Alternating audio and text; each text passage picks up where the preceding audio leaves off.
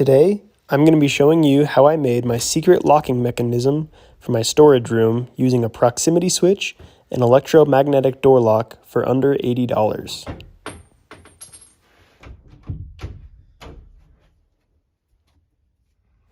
A proximity switch sounds complicated, but it's really not too hard. Basically, a proximity switch works like a light switch, except it works by bringing one magnet close to another magnet.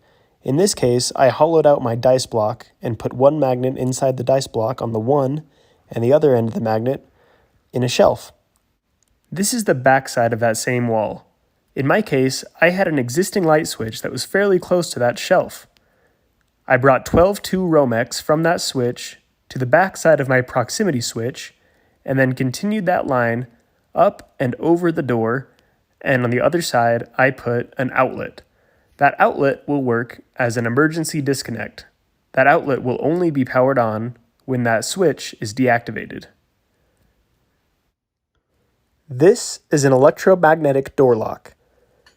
This magnet can hold up to 300 pounds of force, but only when it receives power from an outlet. Right now, it's not plugged in, so you can see that it's not magnetic. This specific door lock requires 12 volts, and I have 120 volts in the outlet, so we need to plug in this AC adapter that turns 120 volts into 12. When I plug it in, it becomes energized and thus magnetic.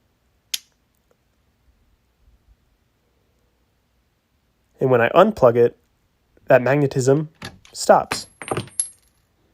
Luckily, no one has to be in charge of unplugging the electromagnet because we wired it into this proxy switch.